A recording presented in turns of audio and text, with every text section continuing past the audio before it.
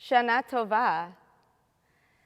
It begins, I suppose, with a person called, well, I don't like saying the name if I can help it. No one does. People are still scared. See, there was this wizard who went bad as you could go. Worse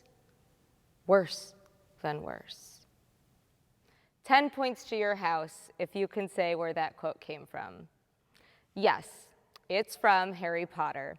And I had actually never read the Harry Potter series until this past year when Shiri became obsessed with Harry Potter.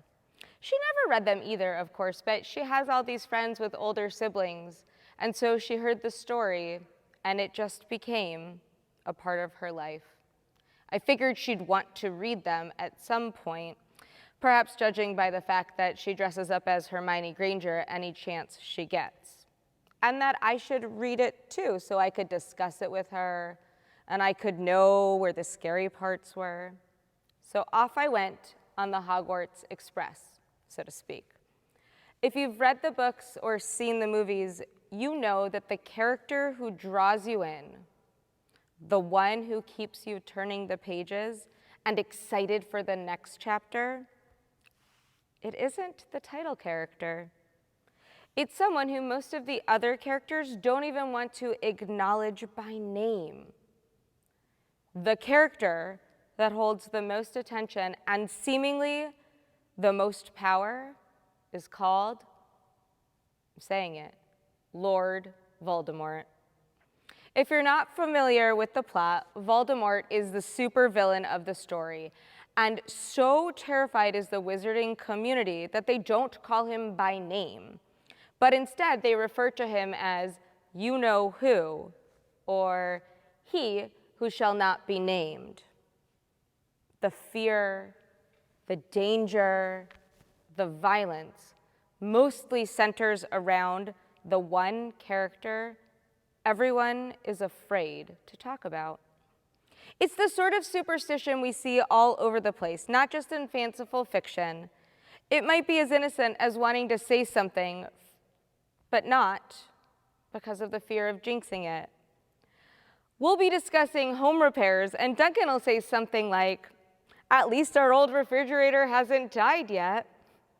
And that's when I shoot him the death stare and quietly mouth obscenities at him that you don't often hear from rabbis. Of course, we want to think that those words don't actually affect the operation of our appliances, but why take any chances, right? And just to prove this point, between when we wrote this sermon and when I'm giving it to you now, our refrigerator died. Don't take chances. Or maybe do. This let's not talk about it fear can also take much more sinister forms. We don't want to admit there are problems of racism, gender bias, patriarchy, and anti-Semitism in the basic systems that govern and guide our lives. But what happens is that by refusing to name it, by refusing to own it, and then deal with it when it happens, we let it reach a boiling point, and it causes much greater damage. I feel at this point that I should acknowledge, as you may have heard from various sources, that Harry Potter's author, J.K. Rowling, has been outspoken and somewhat controversial about her viewpoints on current issues. While I don't agree with many of the stances she's taken, I think we can still say she was successful in providing us with this metaphor about what can happen when our problems and fears go undiscussed.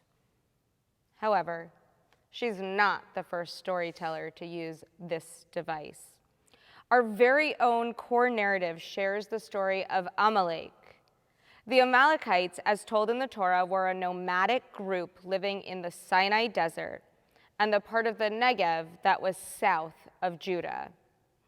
We know very little about this group outside of what is specifically mentioned in the Torah, but we do know that the Amalekites staged a sneak attack on the weak and defenseless, lagging at the rear of the migrating Israelites. It was an attack that showed Amalek to be uncommonly ruthless, and by today's standards, would certainly be considered a war crime. When we read about Amalek in chapter 25 of the book of Deuteronomy, we encounter the following. Remember what Amalek did to you on your journey after you left Egypt. How, undeterred by fear of God, he surprised you on the march when you were famished and weary and cut down all the stragglers in your rear. Therefore, when the Lord your God grants you safety from all your enemies around you, in the land that the Lord your God is giving you as a hereditary portion, you shall blot out the memory of Amalek from under heaven. Do not forget. Blot out the memory. Do not forget. Is it me? Or might that be just a little bit confusing? It seems contradictory. How do we simultaneously remember Amalek while blocking out his name? It seems incongruous that we'd be able to do both. It's not like Judaism doesn't give double directives. We have plenty of those in the Torah. The one that comes to mind first is Shamor v'Zachor. This phrase that we know mostly from Lecha Dodi comes from both iterations of the Ten Commandments. In Exodus, we're told Zachor, Shabbat, to remember the Sabbath. And in Deuteronomy, we are to Shamor Shabbat, to guard Shabbat. Though the two versions aren't identical, we can do both of those things. We can actively guard or keep, and we can remember. But with Amalek, the ideas of blotting out and remembering, they seem to be in direct violation of each other. Why would the Torah encourage us to remember and forget? If this sounds familiar, it's because it should, but it's not from the Torah. We're given a similar instruction on Purim when we're commanded to read the Megillah and say the name Haman, while also drowning out the name. So perhaps this tradition of Purim can help shed some light on how we can both remember and blot out. At Purim, we're taught to blur the lines between cursed is Haman, boo, and blessed is Mordechai, yay! And this isn't just about getting drunk. It's about telling a more complete story, one with representations of both good and bad. We don't want to focus solely on the evil, and yet to revel in the victory without being able to reflect on the lesson learned would be a disservice to future generations. The blurring of the lines and of the names also forces us to really examine who is to blame. For example, we don't generally throw King Ahasuerus into either the hero or the villain column. But by allowing Haman to craft his extermination plan, is he not also guilty through his silence? To stand by is the opposite of to speak up. And no matter how advanced and connected our world becomes, we never seem to learn that lesson. Haman, Amalek, Voldemort.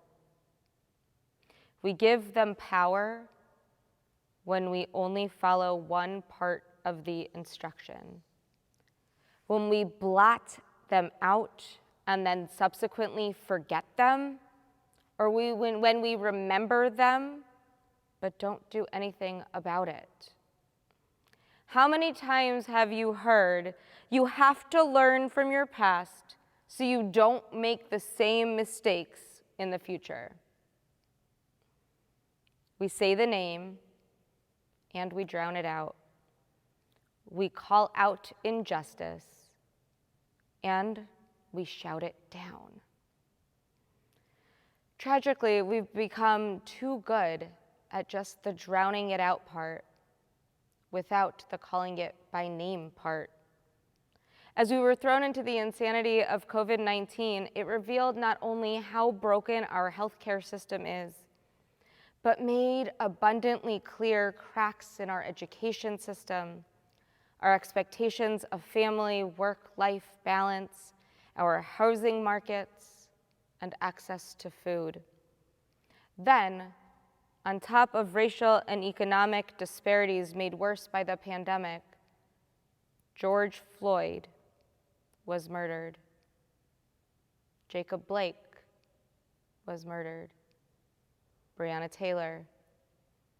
While it was on one hand the latest evidence of unchecked police brutality, it also became the boiling point for the issue of systemic racism. I'd like to hope that maybe we've finally reached the point where we're not leaving off half of the equation. Maybe we're starting to do more than just remember. We're starting to blot out. Maybe we're not just shouting boo, we're actually learning from the past. Let's be clear, though. Merely saying the name of the problem doesn't make it go away.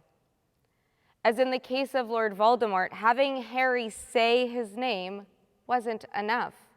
It was only when Harry Potter was brave and bold enough to continue to say the name without fear that he was able to finally get enough buy-in from the whole wizarding world to actually stand up and do something. Social media has allowed us to become a passively reactionary society.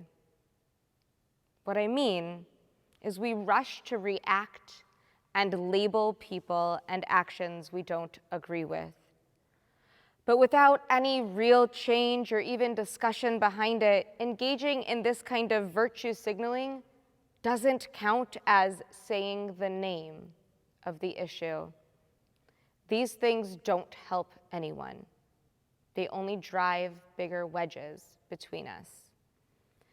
I'm not suggesting that we stop calling out injustice. I'm suggesting we call out these issues, these fears, these hypocrisies by name, and then back up those words with real data and real actions. It's helpful to remember that not every issue affects me individually, but that doesn't give me license to ignore it. We simply cannot pretend that problems don't exist because we don't say their names. That just allows the issue and the fear of the issue to grow. My Harry Potter quote at the start was from one of the early chapters in the first book. By the end of the first book, Harry learns a valuable lesson. Professor Dumbledore tells him, "Call him Voldemort, Harry. Always use the proper name for things. Fear of a name increases fear of the thing itself."